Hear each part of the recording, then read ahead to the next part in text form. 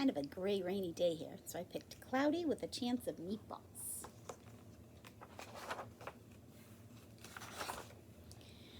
We were all sitting around the big kitchen table. It was Saturday morning, pancake morning.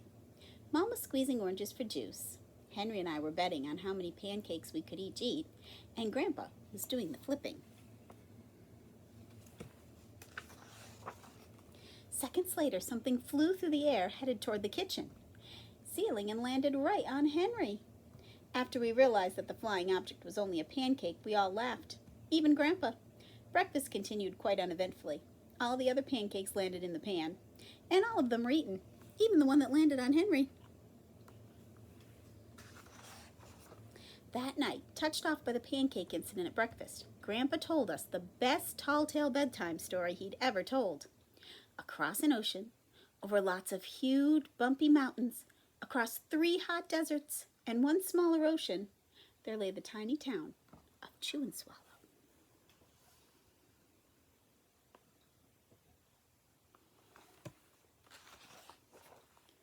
In most ways, it was very much like any other tiny town. It had a main street lined with stores, houses with trees and gardens around them, a schoolhouse, about 300 people, and some assorted cats and dogs. But there were no food stores in the town of Chew and Swallow. They didn't need any. The sky supplied all the food they could possibly want. The only thing that was really different about Chew and Swallow was its weather. It came 3 times a day, at breakfast, lunch, and dinner. Everything that everyone ate came from the sky.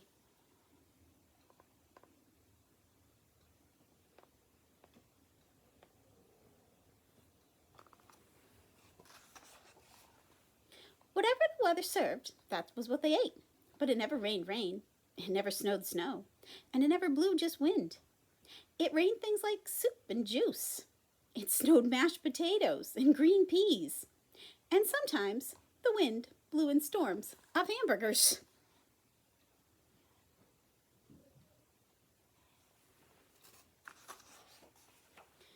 The people could watch the weather report on television in the morning, and they would even hear a prediction for the next day's food. When the townspeople went outside, they carried their plates, cups, glasses, forks, spoons, knives, and napkins with them. That way they would always be prepared for any kind of weather. If there were any leftovers, and there usually were, the people took them home and put them in the refrigerators, in case they got hungry between meals.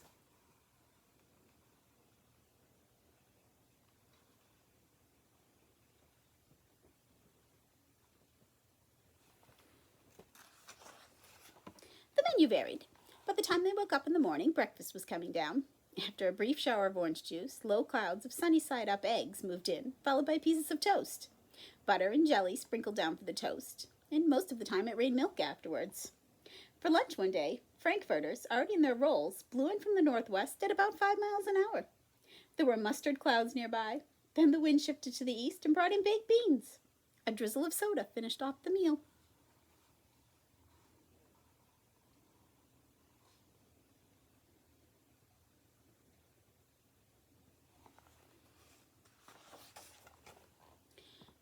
Dinner one night consisted of lamb chops, becoming heavy at times, with occasional ketchup. Periods of peas and baked potatoes were followed by a gradual clearing, with a wonderful jello setting in the west. The sanitation department of Chew and Swallow had a rather unusual job for a sanitation department. It had to remove the food that fell on the houses and sidewalks and lawns. The workers cleaned things up after every meal and fed all the dogs and cats. Then they emptied some of it into the surrounding oceans for the fish and turtles and whales to eat. The rest of the food was put back into the earth so that the soil would be richer for people's flower gardens.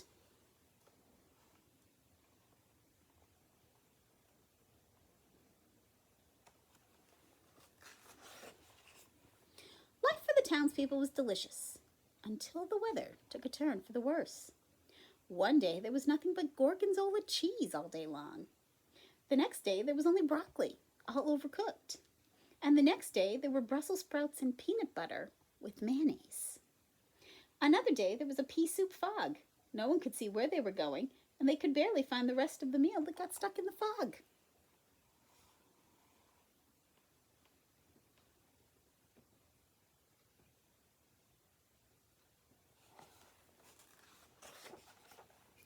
The food was getting larger and larger, and so were the portions. The people were getting frightened. violent storms blew up frequently. Awful things were happening. One Tuesday, there was a hurricane of bread and rolls all day long and into the night. There were soft rolls and hard rolls, some with seeds and some without. There was white bread and rye and whole wheat toast. Most of it was larger than they had ever seen before. It was a terrible day. Everyone had to stay indoors. Roofs were damaged, and the sanitation department was beside itself. The mess took the workers 4 days to clean up, and the sea was full of floating rolls. To help out, the people piled up as much bread as they could in their backyards. The birds picked at it a bit, but it just stayed there and got staler and staler. There was a storm of pancakes one morning and a downpour of maple syrup that nearly flooded the town. A huge pancake covered the school. No one could get it off because of the weight, so they had to close the school.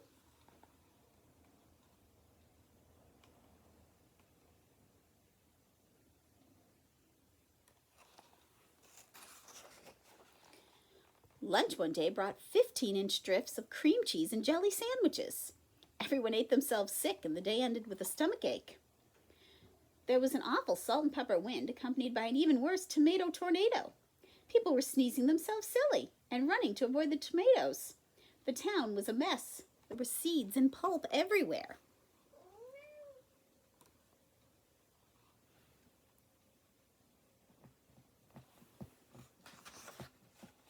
The sanitation department gave up. The job was too big. Everyone feared for their lives. They couldn't go outside most of the time. Many houses had been badly damaged by giant meatballs. Stores were boarded up, and there was no more school for the children. So a decision was made to abandon the town of Chew and Swallow. It was a matter of survival.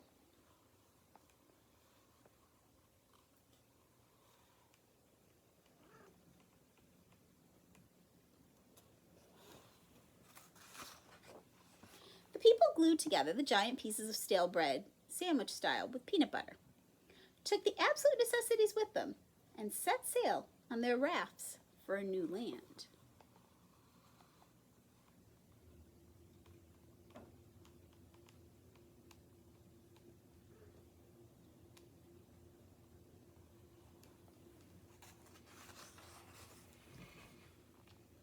After being afloat for a week, they finally reached a small coastal town, which welcomed them. The bread had held up surprisingly well enough for them to build temporary houses for themselves out of it. The children began school again, and the adults all tried to find places for themselves in the new land. The biggest change they had to make was getting used to buying food at a supermarket.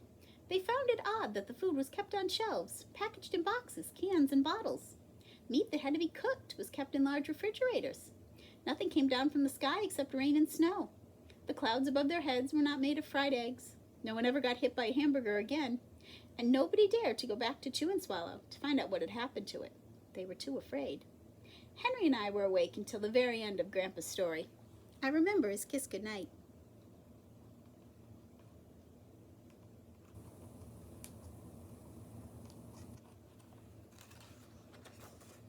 The next morning, we woke up to see snow falling out our window. We ran downstairs for breakfast and ate it a little faster than usual so we could go sledding with Grandpa. It's funny, but even as we were sliding down the hill, we thought we saw a giant pat of butter at the top, and we could almost smell mashed potatoes.